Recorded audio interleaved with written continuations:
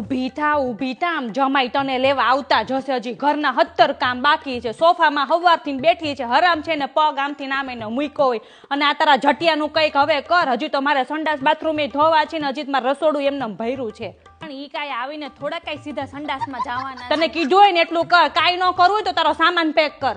કેમ હજી સુધી નહીં આવ્યા હોય? શું કહો છો તમે?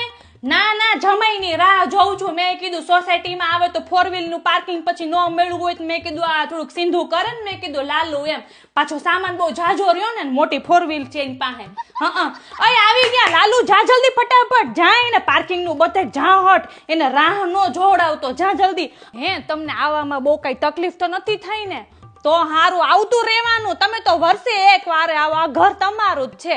ઓલો તો બાવો કેમ વર્ષે એક વાર આવે એમ તમે આવો. હે ઓય લાલુ, કાચના ગ્લાસમાં શરબત દેજે. સ્ટીલના ગ્લાસમાં તાર પપ્પાને દઈ દે.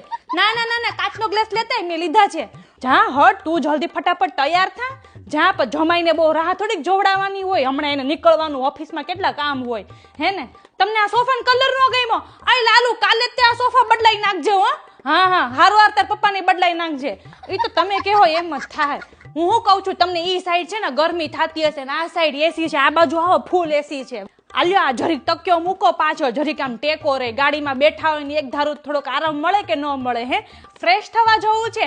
અય લાલુ, તારા જીજાજીને છે ને ફ્રેશ થવા જવું. જાય ને બાથરૂમ બતાડતો જા જલ્દી ફટાફટ. જાવ લાલુ આવે છે. બહાર ઊભો રહેજે અને સાંભળો હાથ રૂમાલ નવો મૂક્યો છે ને ઈ દેજે હો. જાવ.